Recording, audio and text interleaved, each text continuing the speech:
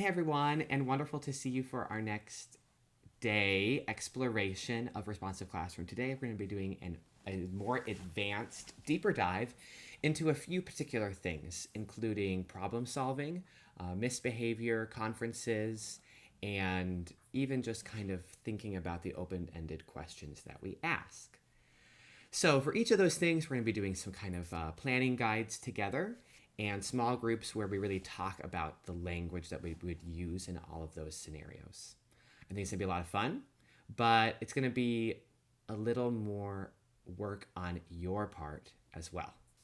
So later today and at some point, all of the materials will also be posted in the Google Classroom. And then by the mid-afternoon, usually by the time YouTube gets that uploaded, is when the video will also be posted. So all that information will be there for you by the end of today. Tomorrow, we also have some small group work, but it'll be a little different. It'll be more specifically music focused with a few kind of lesson problems and strategies, where today is kind of a little more overarching with general classroom terminology and things we'll be using for responsive classroom.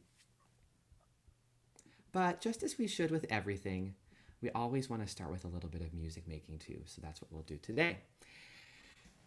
Again, we're exploring some more advanced responsive classroom strategies that we can use in the music room, and I actually thought something different would be for us to simply explore a little bit of dance improv during our wake up with our bodies. This might not be something we would do with our students. We would have mindful moments with our students. This is going to be a little bit different, where we're going to get to center ourselves through a piece of music that's actually written by a friend of mine, which I think is pretty cool. And we're going to get to explore and listen to that together. So find a space to be able to move comfortably. You can, if you would like, you may turn off your camera. If you'd like, you may keep it on. If you'd like, you can watch me. If you'd like, you don't have to do anything to do with me. If you'd prefer to mirror me, sure. If you'd prefer to take your own journey, also fine. And we'll kind of see where the music takes us together.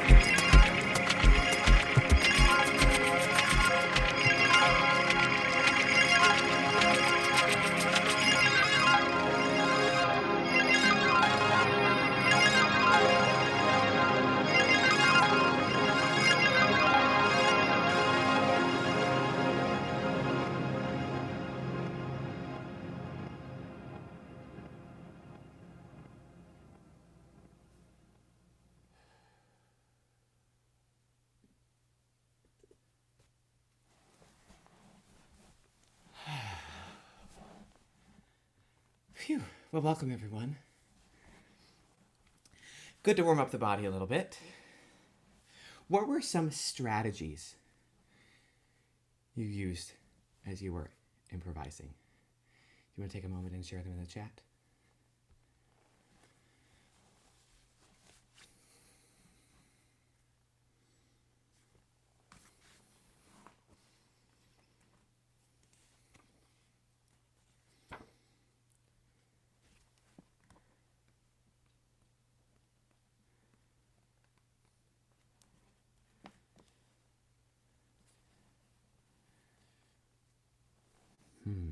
Mm-hmm.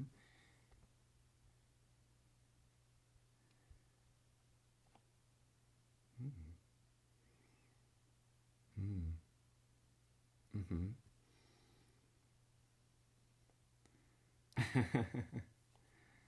Don't push yourself too hard at first. Ooh, cool.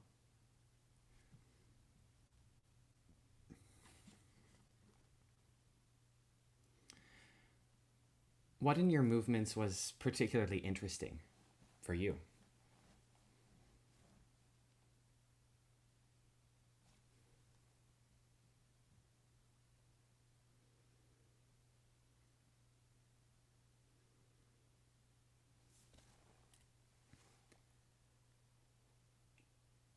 Mm-hmm. Sometimes we forget not to move, right? That's true. Yeah.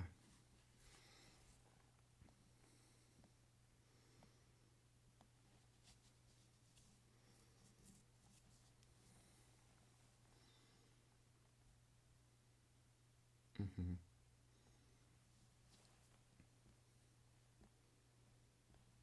What's something you might do differently if we heard the piece again?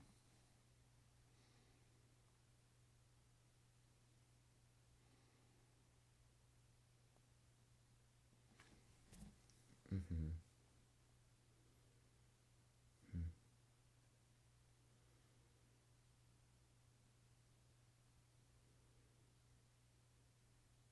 Some commonalities there about our space.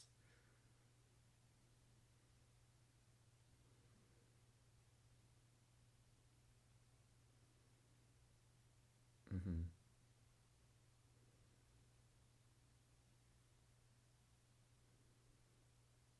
Hmm. And we could spend the whole class talking about this, really.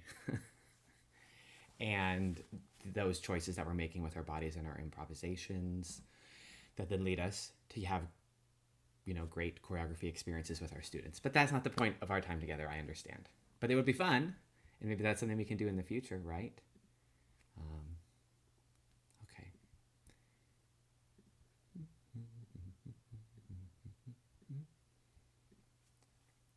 If you like the piece, though, it's called Pyrite by Tout, his name is Jacob. We were roommates at Cincinnati Conservatory together, and now he has some music that he's been working on, so I thought that was pretty cool. And you can find it on Apple Music and Spotify and all sorts of stuff like that. So,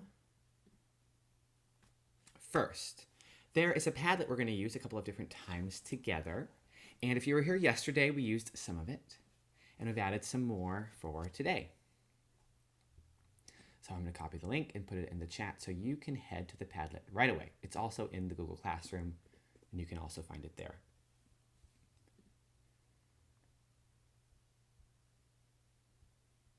Okay. In just a moment, we'll head to the Padlet for the first time, but I wanted to make sure you had the link. Could someone unmute and read the first essential for us today?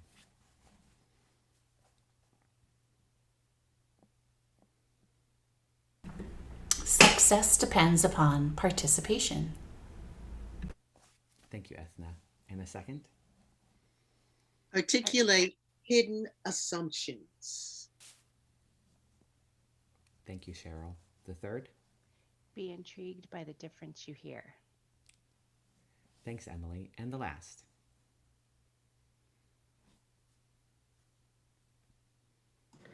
Listen for the future to emerge.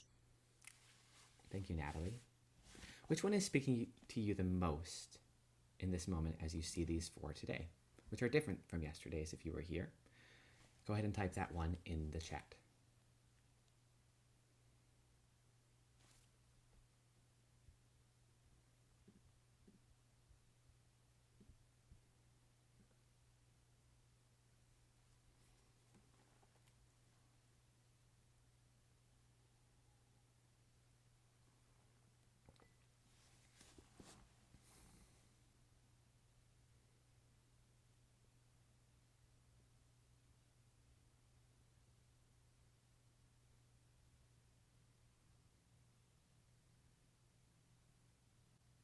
I actually think each of these is really interesting. There's a lot of truthfulness and depth to each of these phrases. Now, let's head to the Padlet. You'll see where it says Advanced RC Hope and Dream. That's a perfect place for you to type in a response for you. What is your hope and dream for our time together? I'll give you about 45 seconds to answer that for us.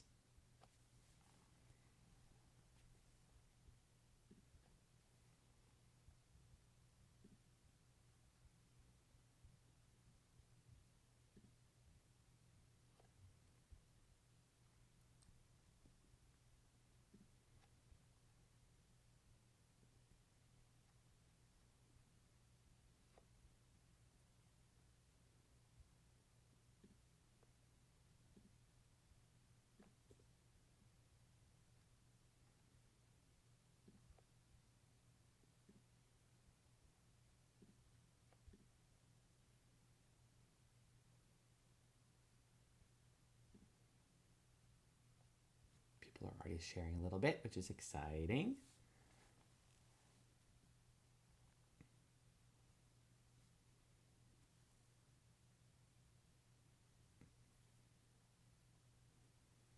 Similarly, right after you finish your hope and dream, you might notice that the next grounding asks us for a challenge on our minds.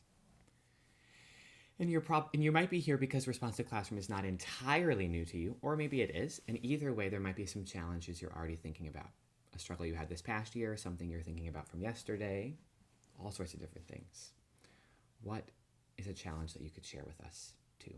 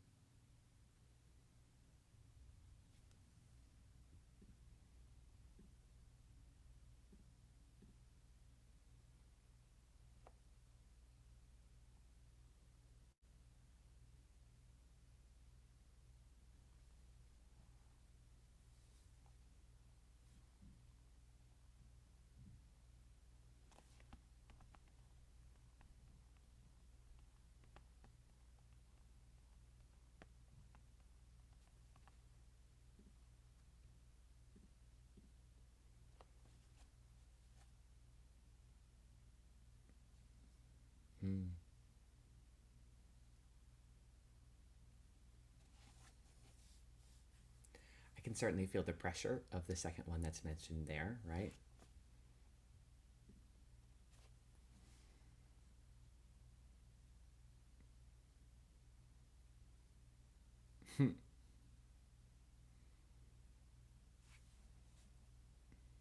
Mm-hmm.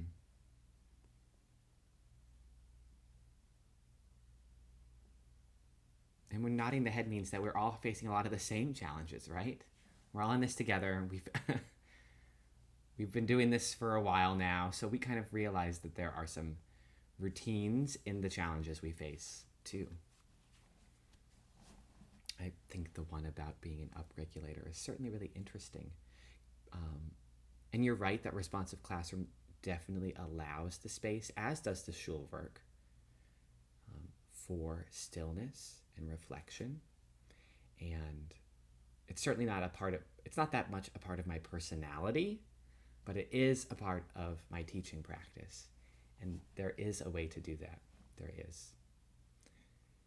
And the more you do it, the more it becomes it becomes feeling very natural. It feels a part of myself, even though it wouldn't be part of how I would normally be as a person. You'll also notice in the Padlet there is a place for questions and unknowns. It's kind of like a parking lot. So if you want to put something in there you're not so sure about, you definitely can. And someone had asked a question about something in particular, like middle school morning meetings. And it's not there in the Padlet, but they had posted it elsewhere, and I found a document that I'm going to share with everyone in the Google Classroom because of that. So it's a perfect way to put something in there. I promise I look at them, and if I can find something to share that will get at that question, I will. So that's something to keep in mind during our time together too.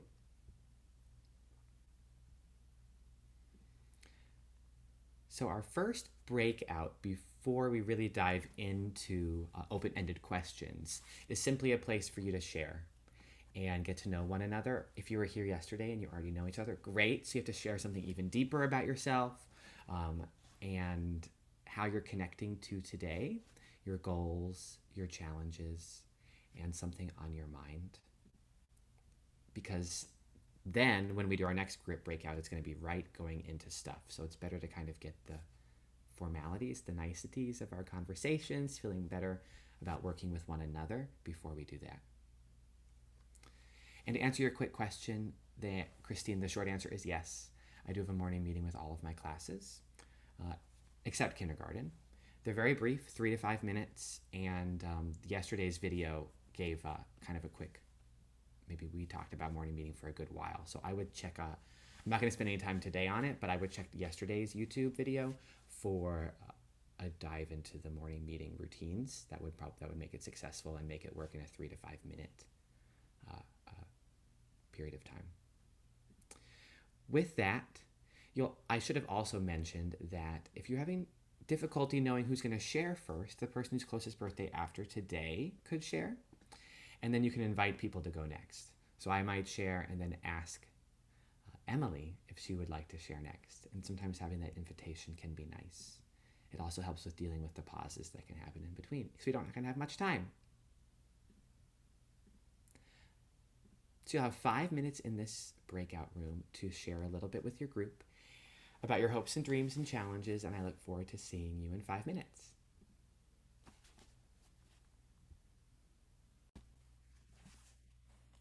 Welcome back, everyone.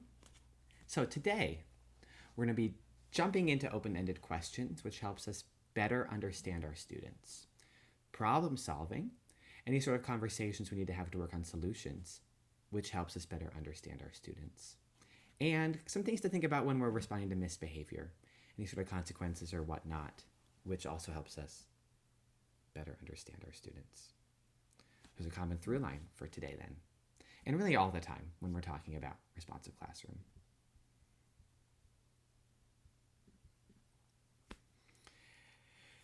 Responsive classroom is guided by the understanding that the social curriculum is as important as the academic, and we talked about this yesterday too, that we're helping our students become lifelong citizens, learners, people when they're in the music room.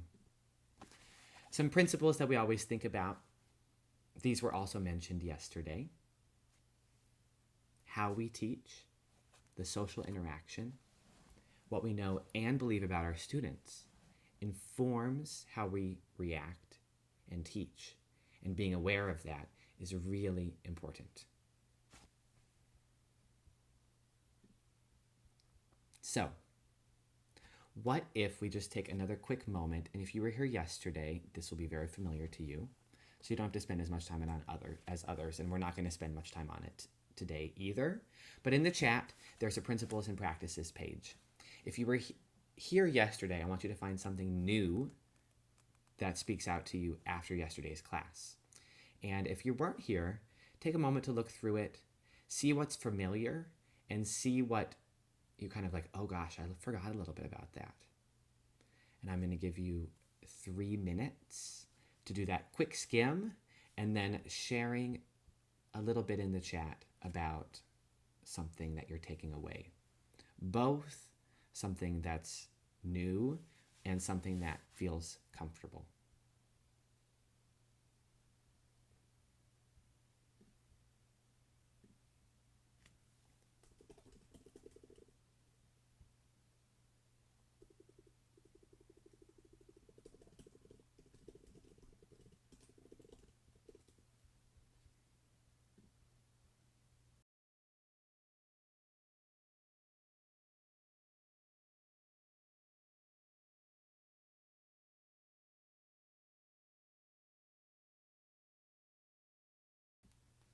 Michelle, we're doing a quick review of the principles and practices, and you were here yesterday.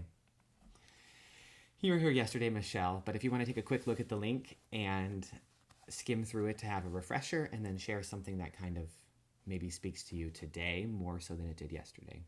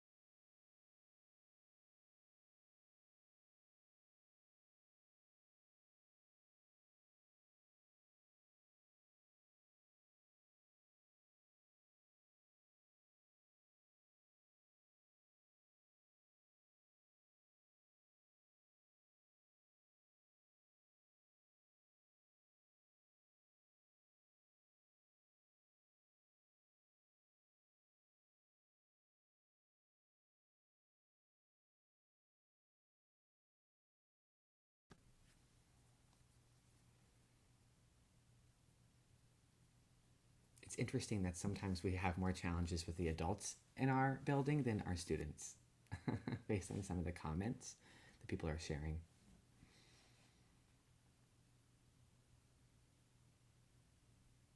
Mm-hmm. Absolutely, Emily. And you're not alone in that I've taught in PBIS schools before. And the PBIS school I was in was by far my least favorite culture, both for the students and for the teachers. And part of it was the collegiality between teachers was non-existent, whereas in my responsive classroom schools it is. And I think PBIS also, there's two things that I struggle with within it. One is that it feels more teacher driven, where we had all these things posted around the school with rules and expectations, but the students never had any part in the creation of any of that. And the extrinsic motivational tools that would often be, there would be kids called because they won some sort of drawing because they got their name in a hat because they did something helpful for a student, and then they go up to the front and they get a pencil or whatever. Those have never been things I have found to be at all helpful in my own classroom. And I always remind new teachers of that especially. And I think at first you think, well, I have to have some sort of treasure chest or whatever, right? And then we realize that students actually just love to be there learning, and that is motivation itself. But when you're in a school that everything is extrinsically driven, it can be really hard to do that. And the students then are used to saying like, well, where's my prize because I opened the door for someone. Whereas that should just be something that kids do because they're good kids. And we want them to be good, helpful people and respect and cherish and love one another. So yes, I have felt that in schools before. And if you're in a school like that right now, like some of you have said, Emily and Jen, you will face some of those challenges more so than others. But know that I feel that and I have faced that before. And if you ever want to talk about that in more detail, we certainly can. So we shared a little bit of some takeaways, and now we're going to head on to our first area for today, open-ended questions that allows our students to keep thinking without us controlling the conversation. Why do we use questions? Well, first of all, questions are amazing, but we want to ask them when there's really no right or wrong answer. We love questions in our teacher language because they allow our students to share their knowledge, their experiences, and their feelings with us. Some things that they do, they support our students in how they learn. They encourage our students to think a little bit more about themselves and even their own thinking process. It's really helpful to create community too when the students have so many ideas that bubble up in these open-ended questions that drive what happens in our classroom, and it promotes the engagement of our students rather than simple lecturing. You might have noticed the kinds of open-ended questions I used after we did our dance improv.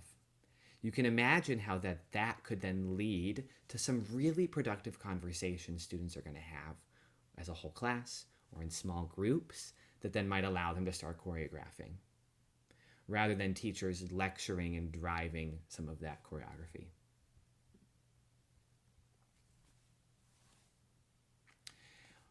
We also use open-ended questions because children have a natural cycle. I've talked about this cycle before, but we're actually going to dive into it a little bit further today, where we want to ask questions that cause wonder and then lead to deeper exploration and head back to reflection that then allow us to start the cycle over again, continually diving into more sophisticated thinking. Here's what this question cycle might look like. First, we generate ideas. Could someone read the first question for us? What are some ways we might use xylophone bars? I don't know. Okay. What are some ways, right? Who knows? So the bars are off. Our students are exploring with them. We ask this question.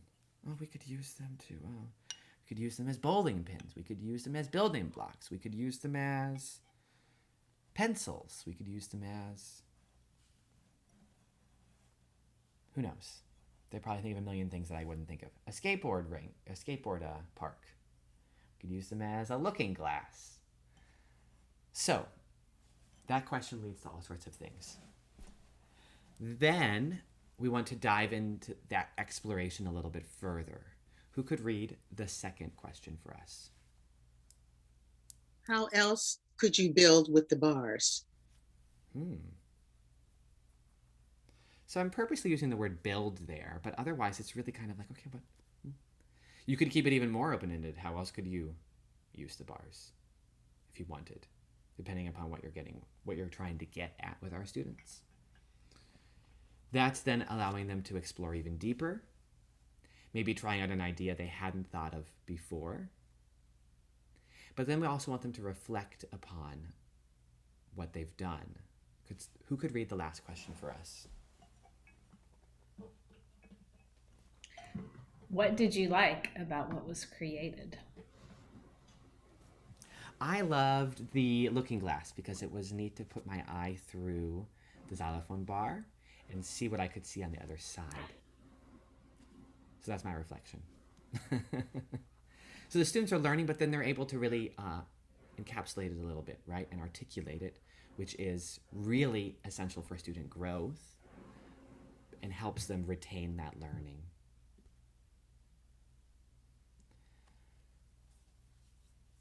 You'll see the sentence on the side reminds us that when we ask these questions, we're letting our students feel valued and that we trust that they have good thoughts and thinking in themselves that help us in our classrooms.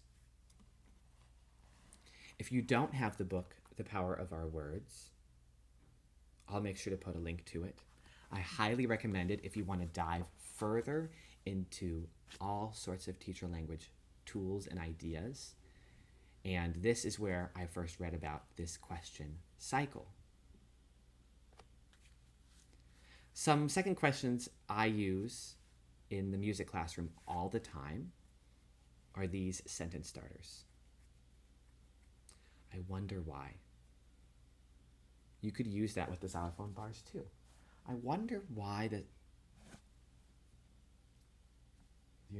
I wonder why the bars have letters on them. I wonder why some bars are big and some bars are small. You could also use it in response to what a student said. I wonder why you said that. So if a student says, I noticed that some letters repeat on the xylophone. What makes you say that? Oh, well, I see that. And then they dive into their thinking a little bit further. Oh, I see that it starts on C and then after B it repeats. And they're able to then articulate more information because you've just kind of asked a second question that allows them to dive a little bit deeper. The what if question is really popular in Orff schoolwork, and it's my favorite question because you might be doing a simple rhythmic pattern and you say, what if, and you add another layer to it, right? What if you could walk while performing your body percussion pattern? And they do that. And you say, well, what if you could add a jump somewhere in your body percussion pattern? And they do that.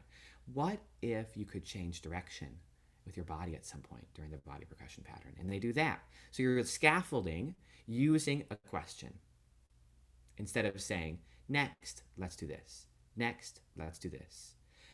Why? Because when we're asking a question, it encourages our students to then think of additional questions.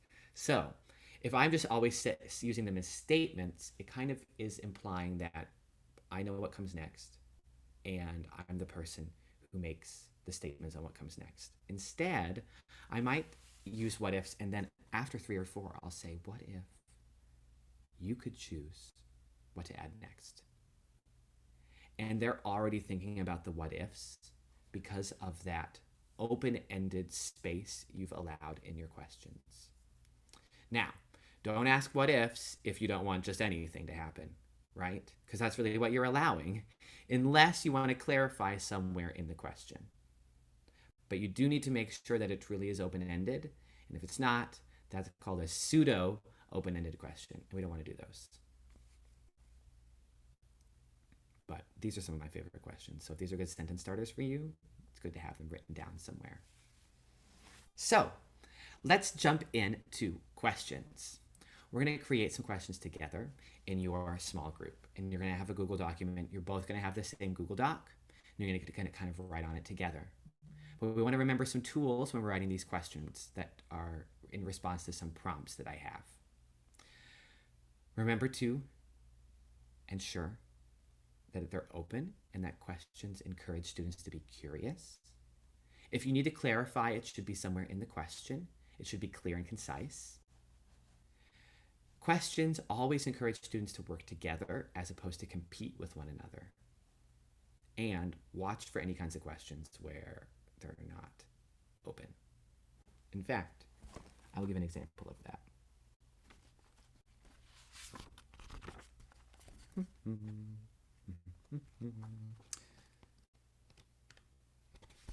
At the beginning of the open-ended question, here is how an open-ended question would work, and then I'll give you an idea of what it might go like if it was pseudo-open-ended. A third grade class is about to begin reading a new story, and they've opened their books to the first page. Before we start reading, take a look at the page. What interesting words do you see? There's a pause, and then a few hands go up. A castle, shouts Raymond. Castles are cool. I have a model castle. I can tell. That's an important word for you, Raymond. What clue does the word castle give you about what the story might be about? Someone else says, oh, knights. Oh, don't castles have maybe kings and queens and knights? Someone else says, oh, maybe it's a fairy tale. I've read a fairy tale where there were kings and queens and knights. Says the teacher. What else makes you think it might be a fairy tale? The children start calling out other interesting words on the first page. Ashamed, Myra decodes triumphantly. I figured out one of the harder words. You certainly did. How did you do that? Asked the teacher. And the conversation continues. So each time the students shared something, the teacher would dig a little bit further, right? And even when Myra chose to decode something that kind of came out of the blue, the teacher went with that, as opposed to saying that wasn't what the question I asked was, etc. They might get back to it again later. All sorts of things. So here's how the conversation could have gone in different ways. So now we're back to the first page. And the teacher is looking for particular answers in her mind, but is asking the same questions.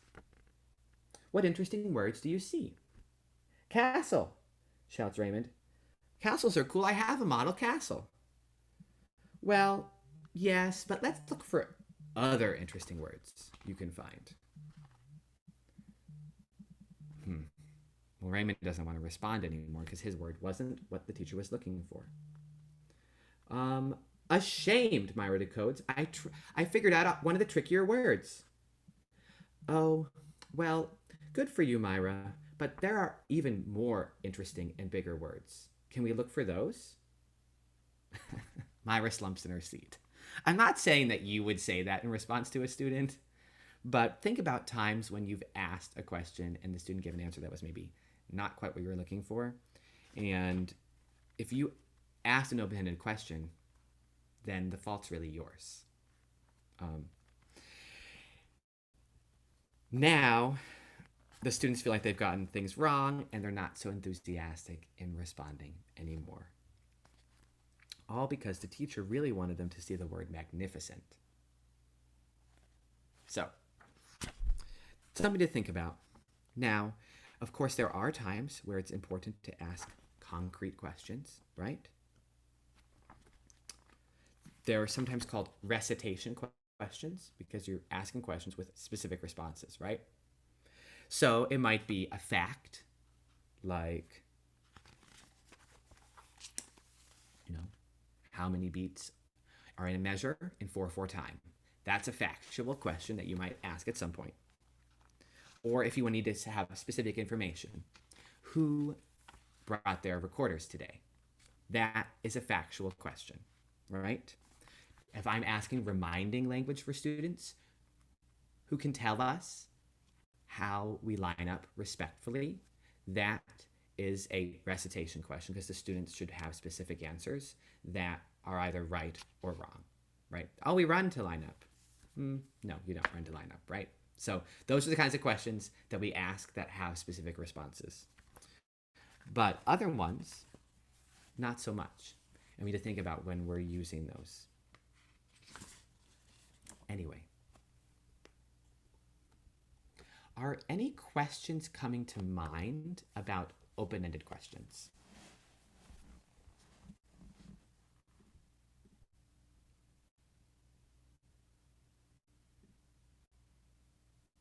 So, there are two things we're going to look at right now, and I'm going to put both of them in the chat. The first one is this kind of castles with some tips and clarifications and things like this. It's a great article. I would suggest you have it handy for this activity. You can decide in your small group you want to spend some time reading it or not. The next is open-ended question situation. And that's where I'd ask you to open up that Google page right now. Because in your small group, you're going to create some questions that might have different goals. So what are some questions you could ask to introduce a lesson, to increase awareness? What are some questions you could ask to generate interest during a lesson?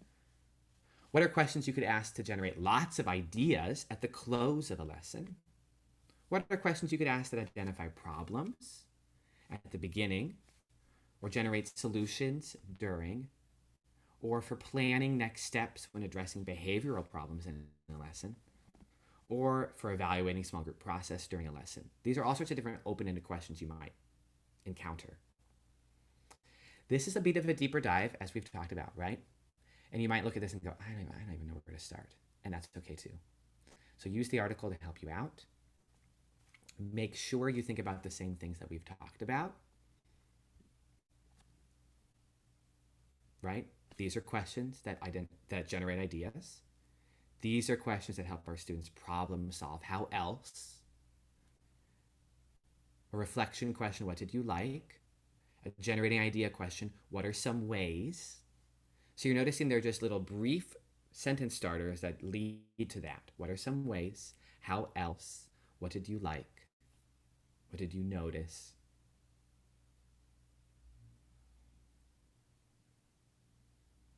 I wonder what. those sentence starters then lead to the question.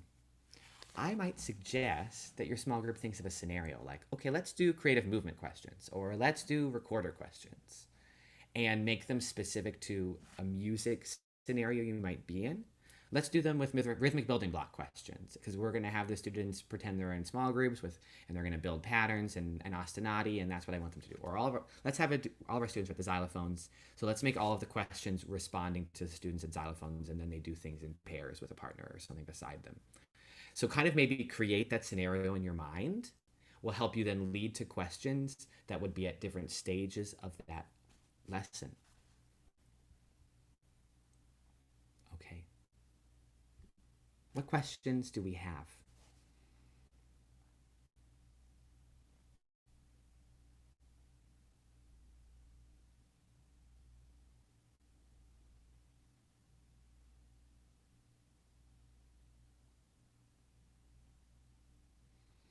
I'm not sensing any. This is our first deep dive, so I'm going to give you a little bit of time to really reflect and work with your groups. You don't have to do all, but it would be great if all of them could be completed by someone. So if you see someone typing in one area, maybe you head to another one. I don't want to really tell you have to do the first few and someone else to do the other ones. But if you don't get to them all, don't stress about it either. But pick at least 4. And let's say 15 minutes. How does that feel?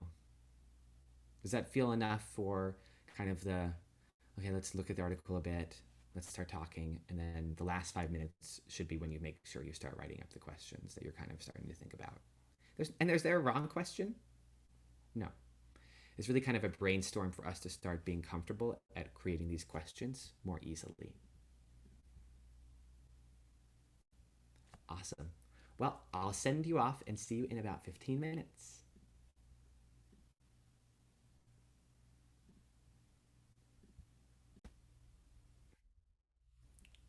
Welcome back, everyone. Let's see what we shared and wrote.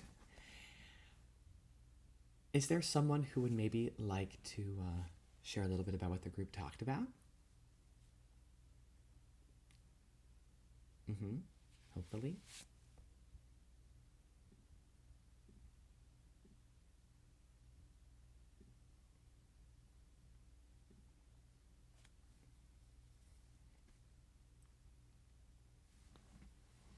You can also use this time to keep adding questions. So if you want to take a moment to do that too, also great.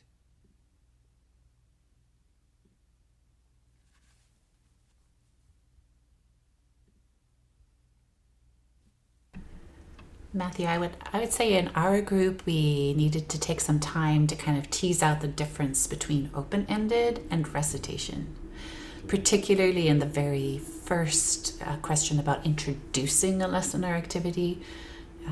Without context, it was harder to kind of dive in there a little bit.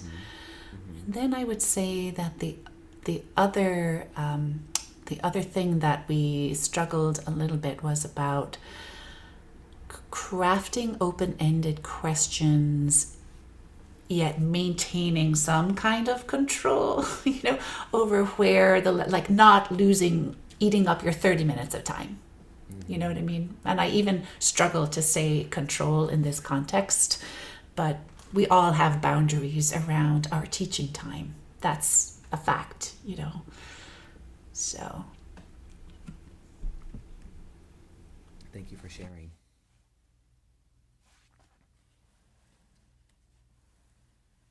I think the first example, what have you heard or read, would definitely connect to a lesson or activity. So let's say your song is about traveling. There's a song about going to Australia that I've done before. Wimbledon to Wobbleton is 15 miles. That's kind of like a song about traveling, right? So you have a song like that. So I see some people are responding, I love that song. And you might say, have you traveled anywhere before? Tell us a little bit about that. Oh, there was one time I was on this airplane and I went on a boat. Or what kinds of modes of transportation do you know? Have you heard of? That's another question you could ask. That question then is open, curious, sparks engagement, and it can kind of generate that curiosity before you jump into an activity. But it doesn't like necessarily 100% connect to the fact that we're going to do Wimbledon to Walton is 15 miles. But I get that like that general aspect, transportation, movement, traveling, make a question that connects to the playfulness of that, perhaps.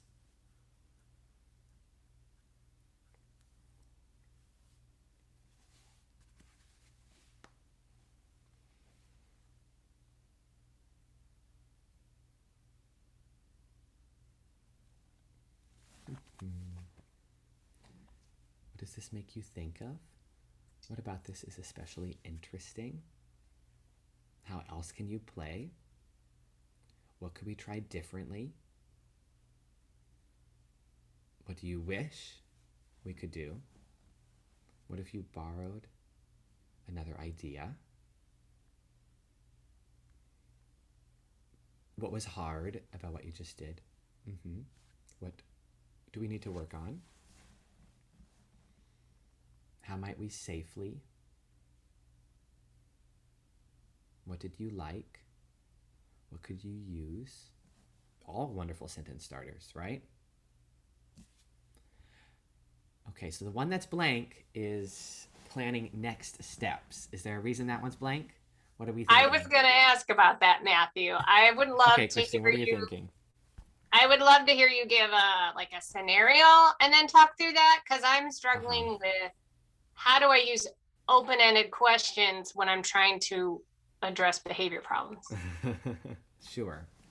And we'll talk about behavior problems too in a planning solving conference and things like that. So this is if you notice, right, that some students in a small group maybe or something are misbehaving or a little bit unsuccessful, and you're starting to talk with them, and you might ask a question that would kind of guide them toward getting back on track, right?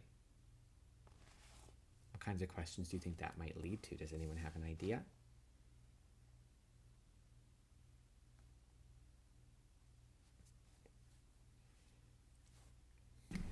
I think returning to that question about what was hard about what we just did. Definitely. That's a perfect way to reflect, right? To say what was hard about that. And then we actually have hearing generating lots of ideas. What could we try differently next time? That question would then slide in perfectly for planning a next step. And so after we ask Ethna's idea, what was hard about what we just did? What was hard about our communication in our group just now? They share a little bit, she talked over me and he was mean to me, or I was, etc. Right? And they say those things so they can, get those ideas out. And then you say, what could we try differently next time? What could we plan for next time? Those are the kinds of questions that then would lead the students to be a little more ready, right?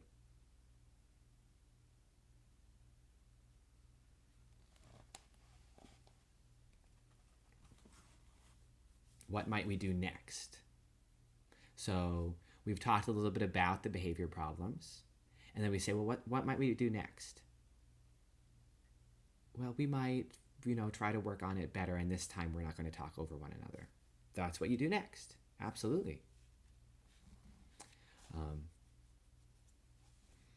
Those kinds of questions for sure.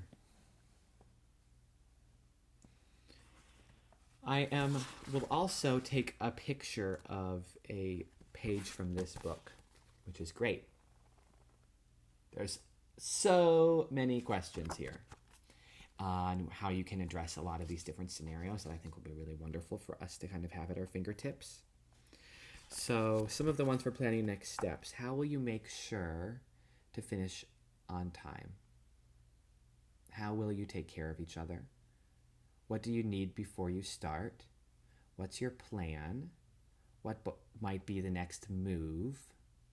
What might you do next? Some of these things we've talked about. What might we do differently? We had that one. Which step feels like the right one?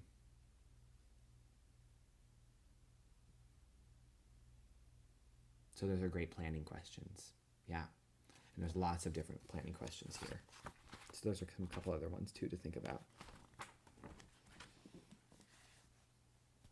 And the more we use these questions, the better we get at them, right? And having something like this that we print out, that's what I always suggest. When I first was exploring responsive classroom, I printed out sentence starters and I had them with me, and I just practiced using them. And the more you practice using them, pretty soon you'll find which ones you like the most, and they'll become really natural to you. Yeah, definitely. Great. So we'll definitely keep this. This is a wonderful worksheet for us to have. But I also know that we have a lot of other things to get to. And it's already 10:30. So we're going to keep jumping through some of these things so we can finish in a timely fashion too. Next, problem solving. And that kind of really talks about that question. That's where we were struggling, was coming up with the questions for the problem solving. So let's jump into that. It's kind of convenient that that came up because it was a perfect segue. So here are some problem solving ideas. I know it says problem solving conference ideas, but really it can be attached to any sort of problem solving or working through things with a student or groups of students. And I know that someone mentioned that one of the things they struggle with is how to have these conversations privately with students. I remember that being something that came up in a chat somewhere earlier today. Here are some quick tips. Always be direct and genuine with your students. They pick up on any sort of disingenuousness right away. Paraphrase. So we restate the essence of what someone said. So you're telling me this in one sentence, and then the student feels heard. They'll say, right. And then it also makes sure that you know the student correctly. They might say, not quite. And paraphrasing is a great thing to do whether you're working with students or if you're coaching adults.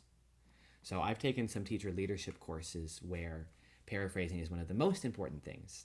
So you should start looking for when your administrator paraphrases you, because they're probably just trying to make sure, or someone else does, they're probably just trying to make sure that they understand you correctly.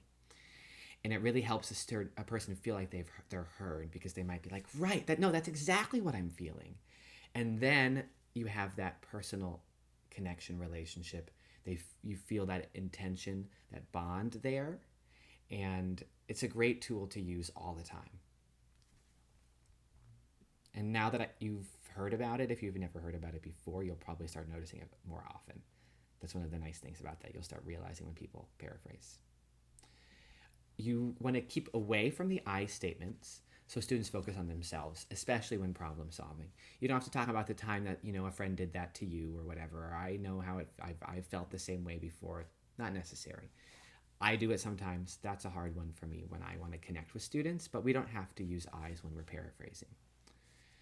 Intentional pausing. Sometimes that lets the students pause because they might have something else that they want to say. They're not quite there yet. And if you let the pause happen, they might then share something else. Or it might be because you're going to take a moment to think of the right paraphrase. And that's okay. Be intentional about it. But if you're just sitting there counting 1, 2, 3, 4 in your mind, it's not helpful. The students will see right through that too. We don't name consequences. Gosh, this is a hard one. Okay, how often do you say our hands are in our laps when we're waiting to play the xylophones? Which sounds great. That's a good reminder. Or else we're going to all we're lost recess time for the rest of the week, right? I don't know. You've all heard those scenarios when then all of a sudden you add this, or this is going to happen. If you don't do this, I'm going to. So we don't have to name the consequence. Not necessary. But think about when situations have come up that you might say, or else we don't get to play today, or else we don't get to do this. Do we have to say that? Probably not. Let's not worry about the negative. A logical consequence comes up when it happens, and we'll talk about that later, but we don't have to name them when we're just working through things with our students. Be brief. It stays student focused. We stay on track when we're brief. with our students in conversation. There's no need to start lecturing. 1 or 2 sentences in conversation is enough. I'm not perfect at a lot of these, so I think about them a lot. I recognize if I'm not brief. I recognize when I mention consequences. I recognize if I use an I statement. And we reflect and learn each time those things happen.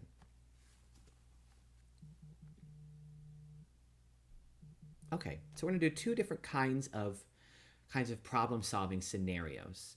One is something you might use before a problem arises, or you might use it when you want a deeper dive into a problem that's occurred. It's a looks like, sounds like, feels like idea. So, students are having challenges working in small groups, and we need to problem solve that. You've gone around a little bit, and it just seems like, gosh, every time we do small groups, my students complain, and they argue with one another, and their voices start getting really loud, and it's not productive.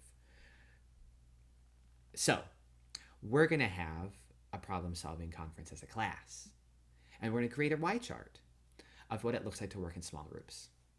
What does it look like? Well, it looks like students working. It looks like there's some talking. It looks like some listening. It looks like there's some doing. It looks like sitting in small circles. And maybe that students write that down because they're always running around, and they're not really sitting in circles. They're turning away from each other, or they start splitting up and they're in groups of 4, but it's really just 2 and 2. Sounds like soft instrument playing, scribbling ideas. Maybe they always forget to write their ideas down, and that's a problem you have. So we need to remind ourselves of that. It's a murmur. It's not a roar. That kind of language. What does it feel like? Oh, it should feel good. When I work with small groups, it should feel maybe sometimes a little bit challenging, but as a whole, it should feel productive, and it should feel satisfying because we get to a place where we're able to work together.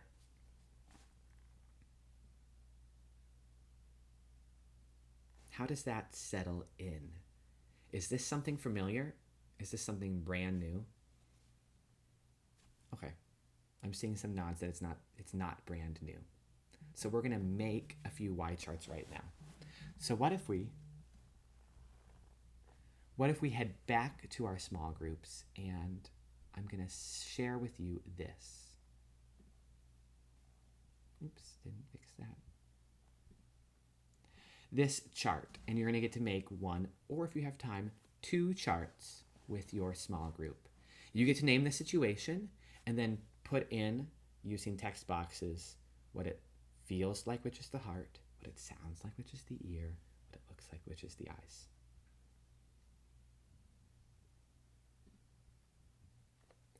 The link is in the chat. This will be a fun little activity just to see if you're coming up with some common language, some problem scenarios, some problem working through with our groups. So you'll head back to your breakout room, and I will give you 5 minutes for this. So not too much time, but enough to have a quick convo. And I look forward to seeing you in a little bit.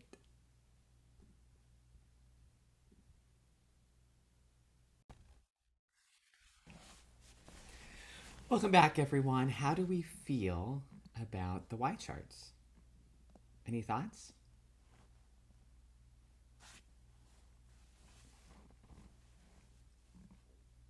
I love Y charts. I learned about them a long time ago, and they're really great. Oops. That's awesome, Emily. Have you used them in the music room before? Honestly, not for a long time. I always feel so rushed, and I have to remember that these are the important things to do so that my kids can actually get more accomplished. It is hard to take time to do these things. Oops, I messed this up. Let's see. I have a question, Matthew. Are Y charts something you would create perhaps with your class at the beginning of the year and then save them as reminders, or maybe even post them as visuals? Or is it an activity you would engage in before you start every project as a way to refresh and review expectations? Yes. I knew you were going to say that. You know me well enough. Yes, absolutely. Those all sound great. And we know our students best on when we should use them most. This is tricky, so I should definitely review this. A reminder language isn't going to quite be enough. Let's review the chart. And you have it in a Google slide and you bring it out and it's always ready. I think that would be great. Some, it might come up that it becomes a problem, and then you're going to create a Y chart in the middle of the year as like a problem-solving kind of conference scenario. Others, you might do them at the beginning because you're kind of anticipating it's going to be tricky and you want to really dive into that more. Yeah, that all sounds great. Any other thoughts?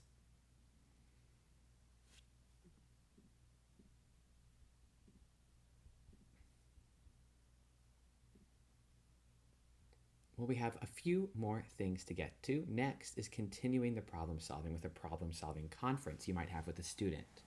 So when we're having these supportive conversations, we're allowing students to share some student choice on kind of what a strategy or next step might be.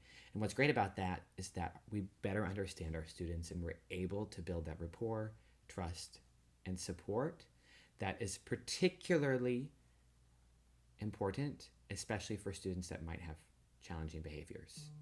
Building that rapport and trust is absolutely essential. And these problem-solving conferences can help us get there. So we're going to read an article in a minute about this that really dives into it a bit further. But problem solving in action would be an initiation that you make. Something like, I notice that you've been arguing with your classmates. What have you noticed? They might share a little something with you about that. You might ask for a little clarification. Tell me a little bit more, because you want the student to expand on what they shared.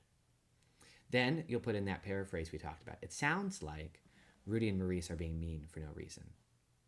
Because that's kind of what the student, how many times does that happen, right? So this student's causing the problems, but they say, well, Rudy and Maurice have been picking on me and all they do is be mean to me and they pushed me and they took my paper, etc. And you say, it sounds like Rudy and Maurice are being mean for no reason. And maybe there's like a pause. The kid says, well, or maybe there's nothing. And you wait a few seconds, nothing happens. You might have to clarify then. Do you think sometimes they might have a reason? Well, maybe. Tell me more about that. What do you do? Well, sometimes I'm kind of mean to them. Okay, great. So you're already getting somewhere in that problem solving conference, right? You've kind of started to open up the box a little bit. And these are just the first few steps. And after the student's able to share some of those things and you've clarified the problem solving, then you can start to get to some strategies. So you would start to ask questions on what could we do to help ensure this doesn't happen? What could you do in response to them? What could you do to be proactive, etc. So you're starting to think about those questions that then happen next. So the student then picks a strategy, whatever that strategy might be, to ensure that they're successful. And then you make a decision and I get to a mutual understanding. So those are kind of some of the first few steps of problem solving in action, but let's head to a few things to think about additionally, and then we'll have some questions too. So,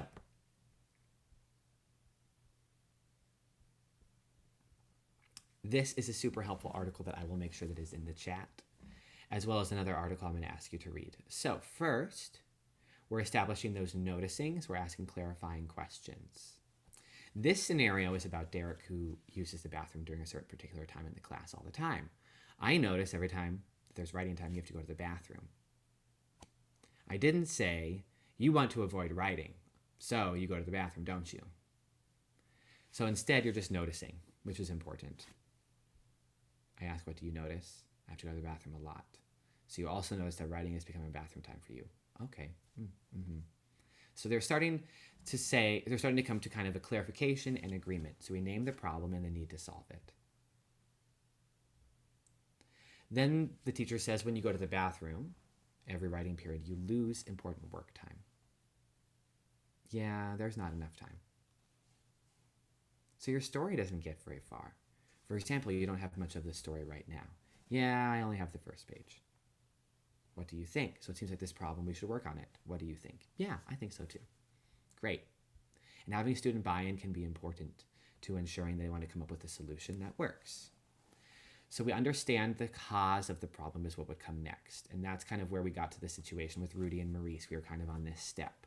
So we need to really realize why that situation keeps coming up.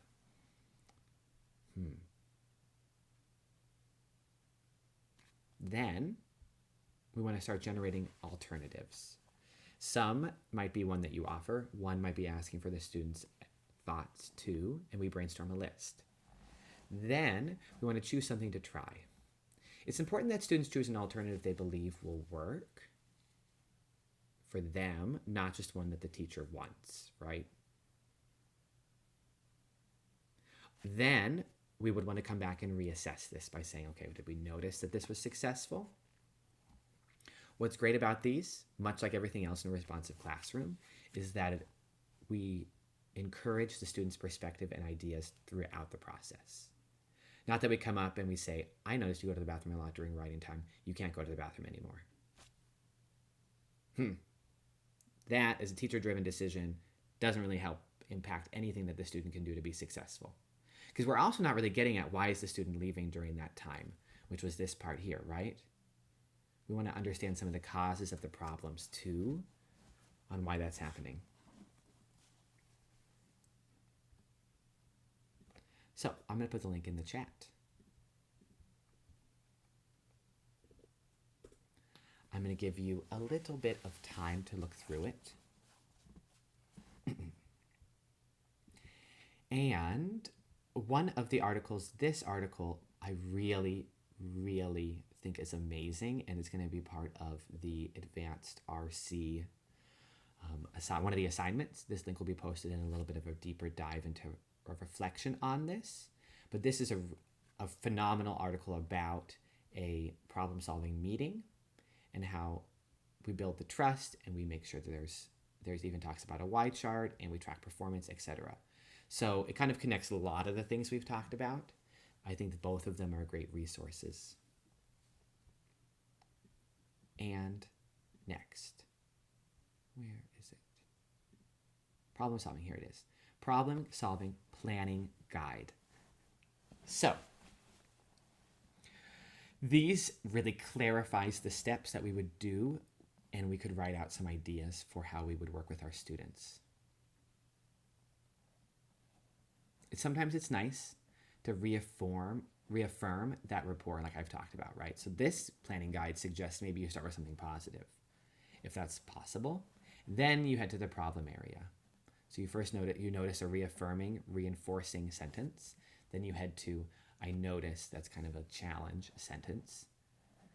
Then you start to name the problem area and talk about when it's a problem. When you disappear during writing time, you don't get a chance to finish a story. It's important you stay in the classroom so you can feel good about what you write. Invite the student to work with you to solve the problem. That gets the student buy-in. Then we work with the students to suggest possible causes. We brainstorm a list. Then we pick a goal that feels good to select. What solution do you want to try? And then we want to also make sure we do a check-in. And this goal setting guide, it even tells us that maybe you should talk with the student like, let's talk about this after next class. So you have a plan for maybe the student's never respectful with the xylophones and you needed to have a problem-solving conference with them. So you're going to say, well, next time we're going to be playing the xylophones again. Let's check in after class next time and see if this goal worked for us. See if this solution was successful. Great. I would then, when the student came in, I'd probably give them a reminder. I remember our goal for today is, do we still feel like that's going to be successful when we're playing with the xylophones today? And the student says, let's give it a try. And that is then a reminder language you use for the student for that time when they're on the xylophones. So this is a pretty helpful planning guide. I'm going to put that in the chat as well.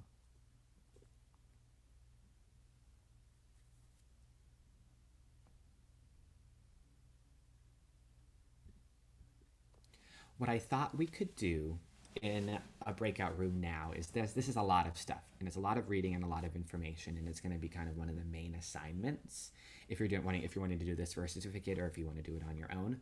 So I think the breakout room is best just for kind of a quick notices, curiosities discussion, and any kind of things you want to dive into a little bit, but not for filling out an entire guide, because that would take a lot of time. And I already recognize that it's 10:50 and we need to get a little bit onto logical consequences before we say goodbye, and that way we'll be finished kind of in a somewhat timely sense. And so let's make this breakout room about 6 minutes, and we'll come back in and do a little share out, and then we'll head to our last area, which will be pretty brief actually, because I think it'll be slightly more familiar than this one was. Okie dokie. I will see everyone in a little bit.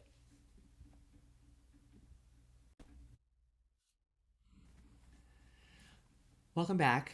Does anyone have any share outs they wanted to share from a quick conversation?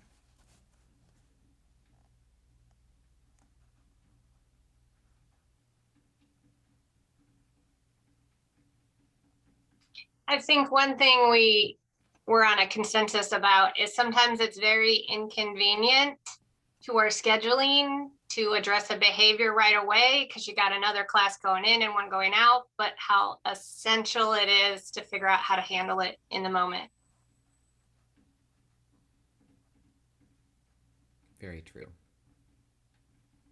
That's when having a community of colleagues that respect one another and want to work together on these things together is so essential, because I've been in those situations and I've had colleagues who are say, well, I will wait with the kids outside until you're able to have that conversation with your student, which is wonderful, but not everyone wants to do that for you.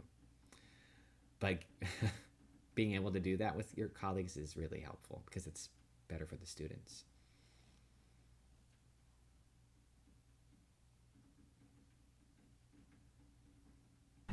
One interesting point that came up in our group was, again, similar to Christine, just acknowledging trying to find that moment to have an intervention with a kid or have that conversation. And how we often, as music teachers, feel like the spotlight is on us in the classroom a lot. But a couple of benefits with responsive classroom is giving us the tools to not be afraid of setting kids up to work in small groups. And now when the kids are working in smaller groups, it's easier to have a little one-on-one with another student because all the other students are more involved in running their own group. So it's like a win-win in many ways. You're taking yourself away as being the one everyone's eyes are on all of the time in the classroom. That's a really helpful idea, Ethna. And I wonder what if we had quick small group ideas kind of always at our fingertips.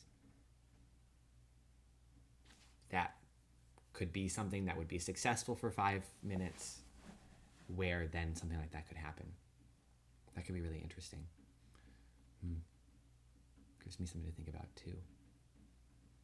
Maybe like a yoga activity that students work on in small groups. That's always available. That would be one that comes to mind. I'm sure you have some that come to mind too. I was actually, with a lot of this work we've been doing, I've been thinking about creating all kinds of cheat sheets and creating my own little binder that I have on my desk. So if I'm struggling to find an open-ended question, I can just really, things that are just going to jog your memory. And so in one of my writings for today, I had made a cheat sheet of like, what are energizers I can go to? Because I can't always think in the spot. You're juggling like so many balls at the same time. And this was another one I was thinking that could go in that little, in my head binder. Yeah. Yeah. Really, really helpful idea.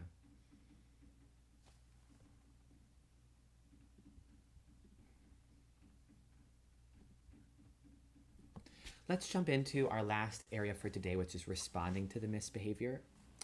It's a little different than problem solving, because this is something that you might do in the moment when students are misbehaving to keep our students on track. Yesterday we talked about the 3 R's that we use: reinforce, remind, and redirect. So let's do a quick little, I'm not even sure the right word for it. Not really a game, but we're gonna make a quick little game. So I'm gonna ask a question and see what answers you can come up with in the chat. What kind of reinforcing language would you use to reinforce behavior when students enter the classroom? Give an example sentence and type it in the chat. Go.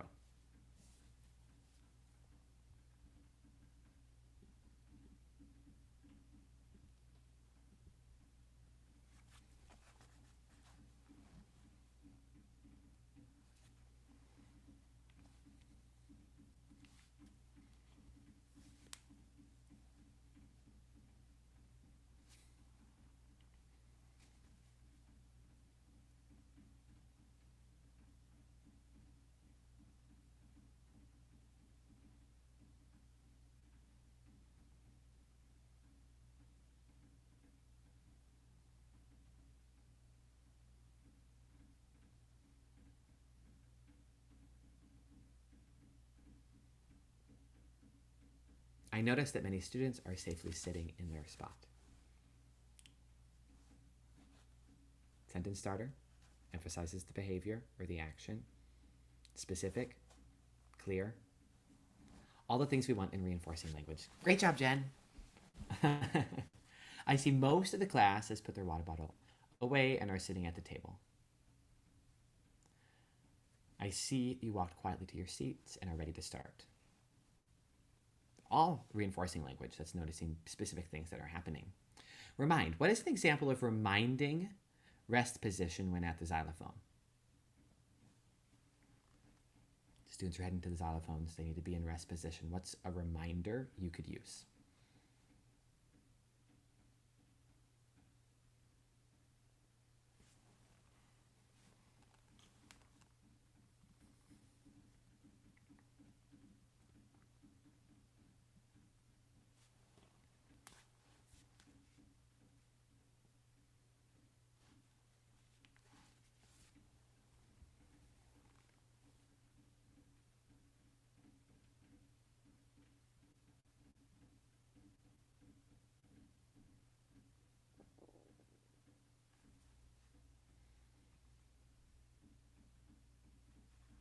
Let's move quietly and safely, just like we practiced. When you arrive at the instrument, remember, hands off until the teacher says. Hands off, no touch. I guess it's specific language Christine uses. Remember to listen for my mallet poem before we pick up the mallets.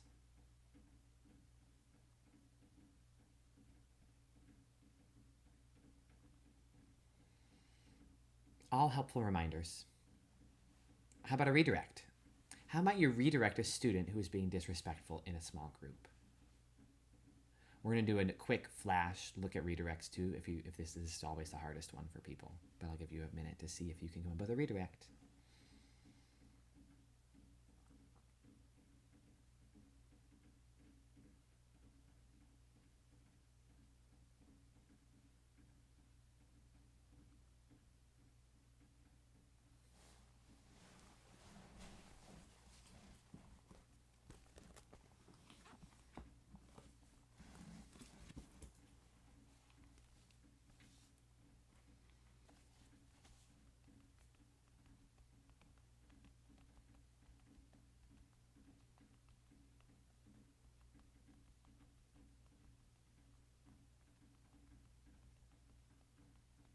So are you looking for like specific, like I would address that student and stand by name, or kind of a global redirect that you're targeting it at a few students, but you're not wanting to single them out?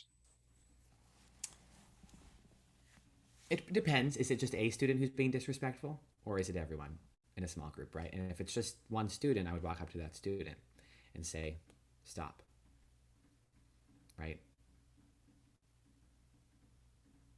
If it was a whole group, maybe I would walk up to them and be like, pause.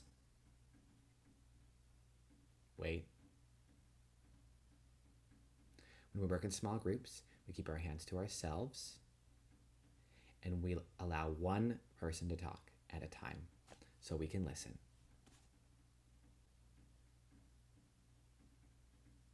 And then I might say, raise your hand if you would like to be the first to start. So 2 students raise their hand. Jennifer, let's listen to Jennifer. Go. And then I would walk away. Because then it kind of just resets everything because the group was being disrespectful. Great language. Great example, Matthew. I was like, oh, I'm there. I'm in the group. That was good. Firm, concise, right? And that's very similar to the tone I would use, to be honest with you. Firm, not mean, right? But yeah.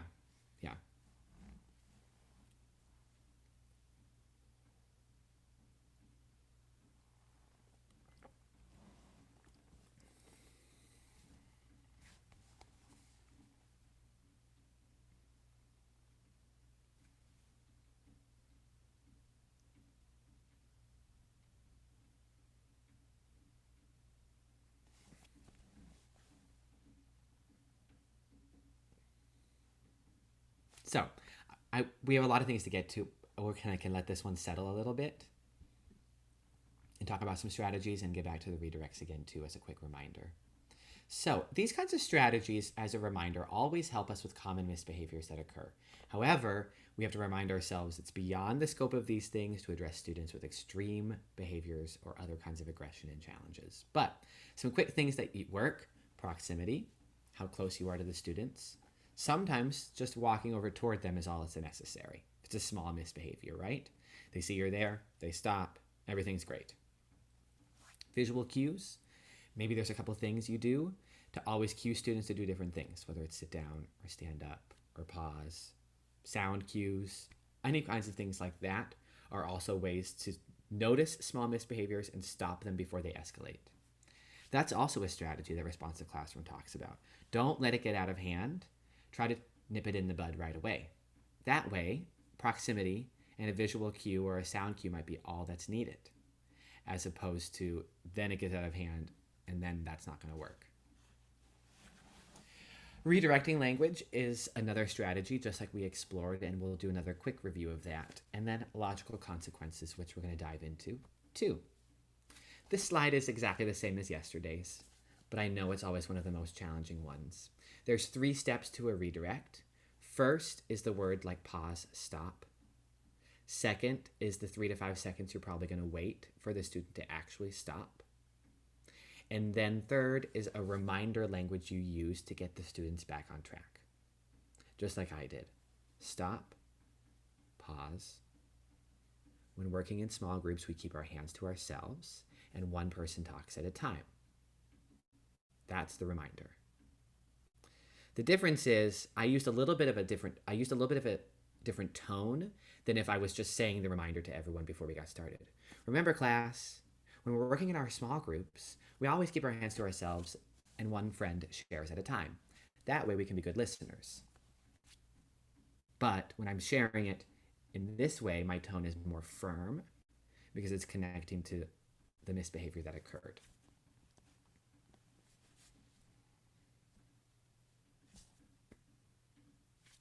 So that's another response to misbehavior. And then the last one that Responsive Classroom talks about is a logical consequence. There are 3 kinds of logical consequences. And logical consequences don't shame or punish students.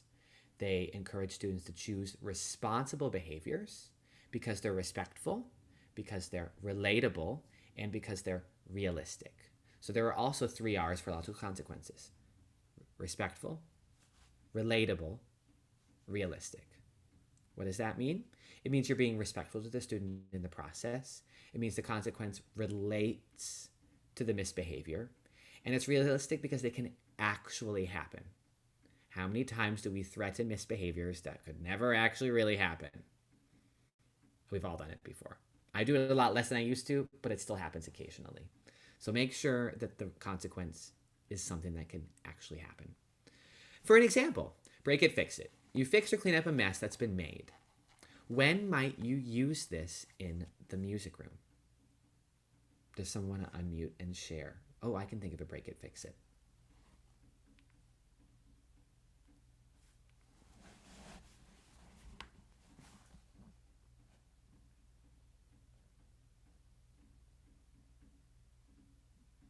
Breaking a mallet tip. And then what happens next, Michael?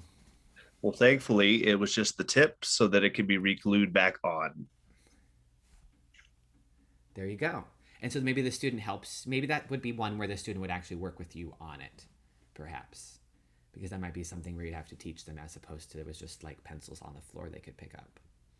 That's actually what happened. The student felt awful because it had popped off in the middle of our rehearsal process. And so I said, here, I'm going to show you that it's not that big of a deal. And so we walked over at the end of class and quickly re-glued it and put it back on. And I said, good as new. Perfect.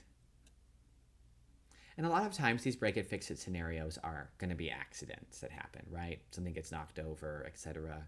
You don't have to shame the student, but instead a break it, fix it makes sense. Next, loss of privilege. That's when you temporarily end or stop an activity or material because it's been used inappropriately. When might you have a loss of privilege occur? Anyone want to unmute and share?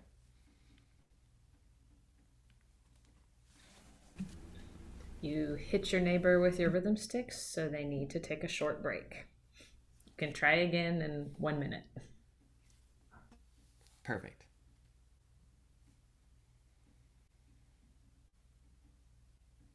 What's great about a loss of privilege is that it's relatable, right? Yes, Christine?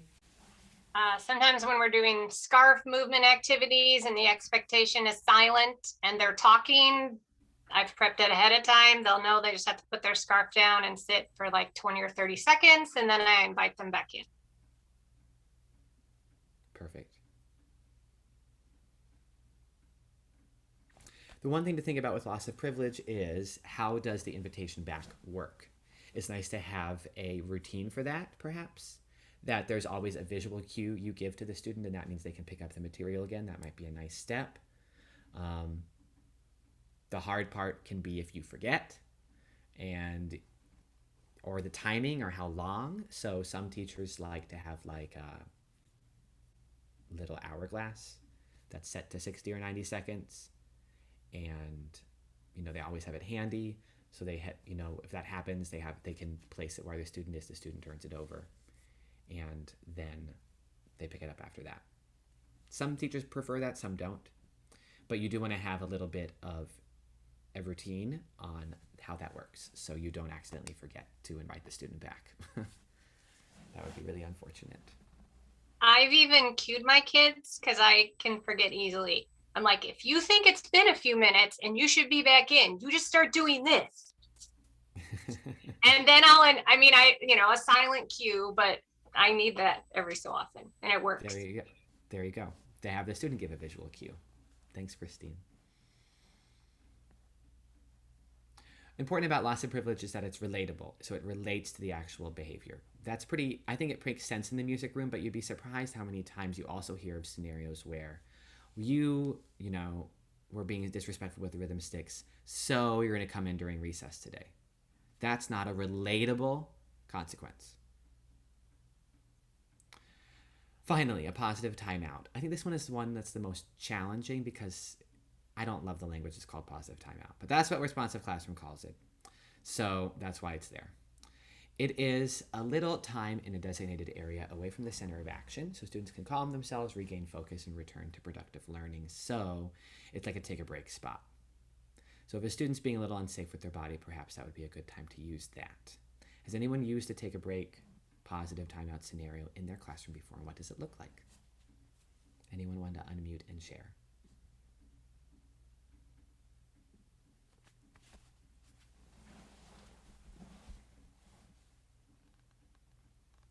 Emily, we can't hear you, sorry. There we go, sorry. I use it sometimes with my kids who are really squirrely. Like I'll just be like, hey, it looks like you need some more space to do what your body wants to do, and just go sit over by the door. And so it's like a timeout, but not negative for them because they just need the space to move around in and not hurt somebody else. Mm-hmm. I think that's important about the word positive, and that's why it's there, much like you shared just now, Emily, is that as a teacher, you set it up so it's never a punishment or a shame to be in that area. Right. It just, yeah, it means a little bit of a different space.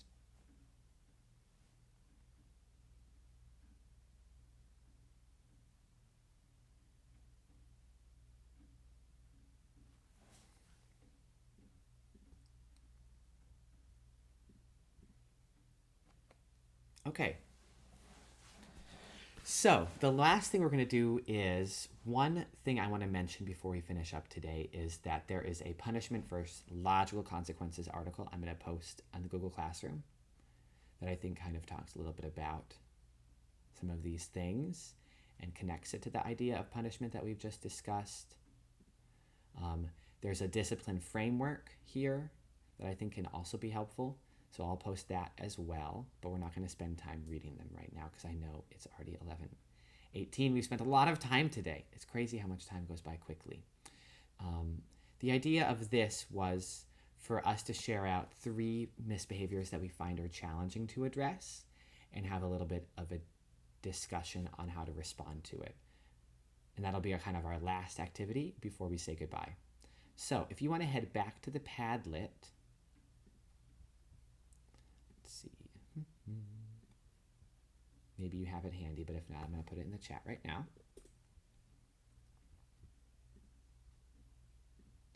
If you head back to the Padlet, you'll see the one that says Common Misbehaviors. What happens in your classroom frequently and keeps presenting challenges in behavior? Let's talk about it. I'm going to give you a little bit of time and see if you want to type one out that comes to mind that's tricky for you. And we'll address a few of them, and then we'll get to say goodbye.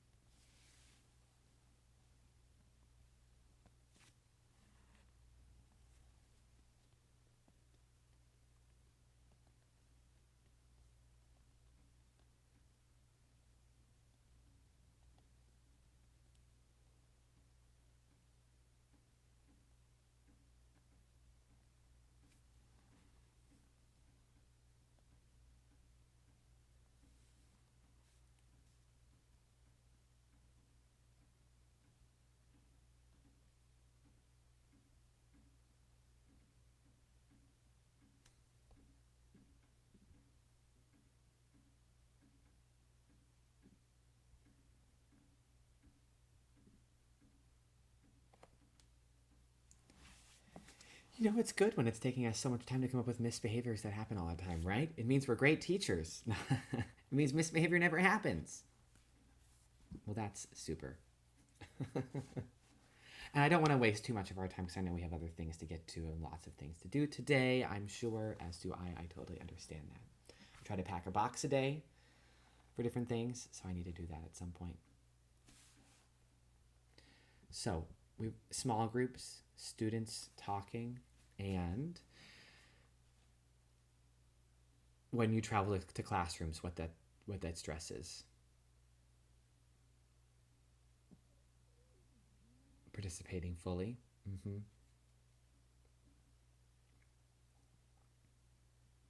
Full participation is a tricky one because I wouldn't necessarily always call that one a misbehavior, right? So what's a consequence to something like that?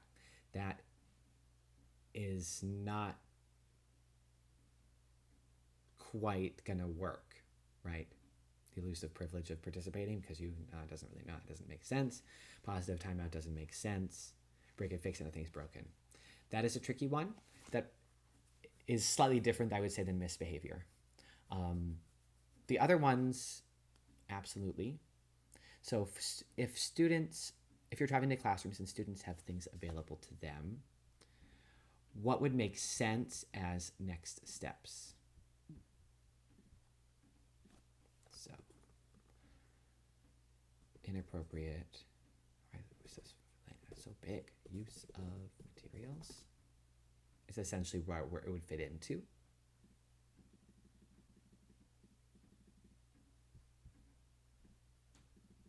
The hard part is it's materials at their desks. So what would a general logical consequence be for inappropriate use of materials? It would be the loss of privilege. Okay? So how can we connect something relatable like that to things that are on and available at students' desks?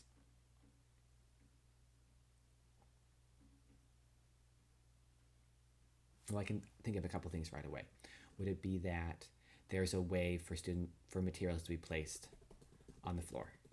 Is there a way for materials to be picked up by the teacher and collected at the end of class? Would there be a possibility for not kind of like a positive timeout, but so where students would move to another place would be a consequence because then they wouldn't have their materials near them.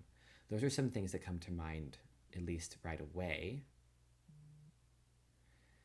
If the desk is openable, then the desk has to be swiveled. Sure, turned around. That kind of makes sense.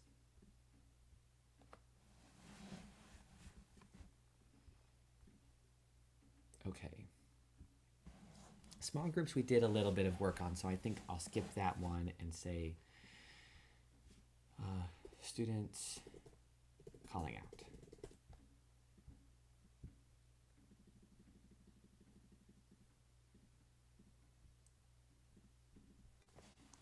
Students calling out.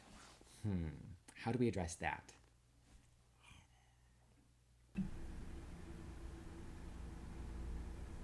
I think maybe you lead a little classroom discussion about why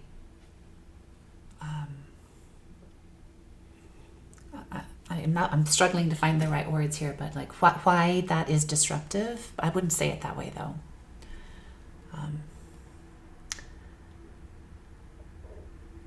Sure, I think what you're saying absolutely makes sense, right? Okay. So for here, a logical consequence, it maybe isn't the best fit, but a problem-solving conference or a Y chart would work as a conversation. Reminder language, someone mentioned in the chat. Reminder language before you kind of do an activity where you think students are going to talk over you. Redirects are not great for a whole class. Redirects are good in small groups and individually, right? You could do a redirect as a whole class, but if the class is talking out over you, the only thing you'd want to ensure is that the redirect would be successful. So if you say a pause to everyone in the whole class because they're all talking and they're not going to pause in 3 to 5 seconds, then maybe not do it. But if you do think if you did that, they would pause, then great. Maybe a sound cue would be a good place for that. So you have a chime. That's kind of the idea of that. Would be another opportunity. Proximity is probably another goal. So if the class is spread out and you're always in the front in kind of that lecture mode, and that's when the calling out tends to happen, then it's probably because of your proximity to the students. At least that's one aspect of it. Does the calling out always happen maybe further away from you? Then you need to either have the students change where they're seated or change how they're seated when you're in that scenario, or you need to be in a closer proximity to them, and that might prevent some of the calling out that's occurring. So those are some other things that are coming to mind right away for me.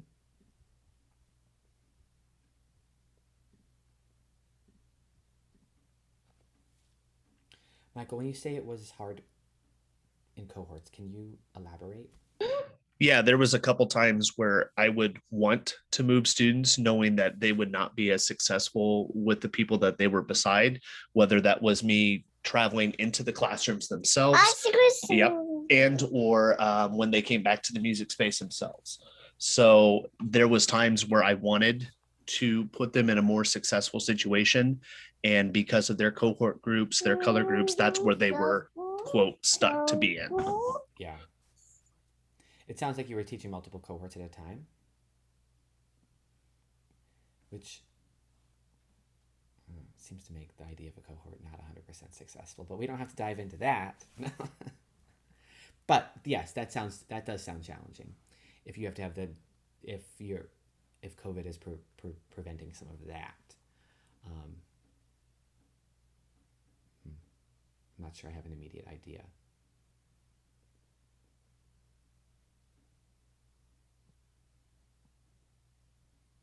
It really depends on the space.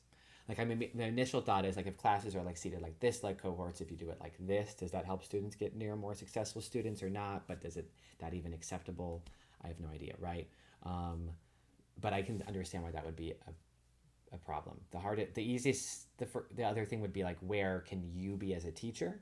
Does that mean you just kind of generally are always in a certain area that's near the challenging behavior? That's probably something I would do right away, but again, not always successful, and I'm sure it's something you thought of. Tricky. Well, those are kind of fun ones to work through. Maybe fun's not the best word, but you can see how there are at least a lot of responsive classroom ideas that come up right away to address these. Whether or not they're going to work is something you work through as the teacher, right? You try one, and then you try another, and then you try another, and hopefully one of them starts to become successful. But at least there's more tools in your toolbox than we had before, which is kind of the goal. So before we say goodbye, are there any other wonders or things you're excited about? So if you head back to the Padlet, that's kind of where you can put in any excitings and wonders, any parking lot questions you're still unsure about. And when we think about schoolwork, a lot of the things go into our play, process, and explore. So I always like to bring it back to that since we didn't do that yesterday. A lot of these ideas that we're doing in responsive classroom connect to the ideals of schoolwork, of play, process, and exploration. And you can see that here. So we don't want to lose sight of that. And even though today we spent a lot more time diving into specifics of responsive classroom, we still bring it back to our students playing. Is our teaching process driven? And do we allow infinite opportunities for exploration? So that's kind of what's going to happen tomorrow. You're going to get to create a little bit of projects and scenarios and group work, have a little more time for questions, and you can either join at 9 or 11. I think this will be shorter, just about an hour. These have been long. I kind of wasn't sure how long these would be, but they've turned out pretty long. Sorry. But there's so many things that we could talk about, and I really wanted to make sure to give you lots of information. Tomorrow, I'll be adding things to the Google Classroom over the course of the day, as well as the video. Definitely join us at either 9 or 11 a.m. Eastern tomorrow. I'll really try to keep it to an hour. And thanks again to every one of you for always being part of our family. We have all sorts of fun things coming up. In July, there's going to be short little videos presented by all sorts of amazing Orff friends on little tidbits of Orff. And then in August, we'll do some amazing lessons and ideas that will help us get the year started. And I have some really fun ideas already brewing for that. With that, most of you already left because we spent so much time here, and I look forward to seeing you next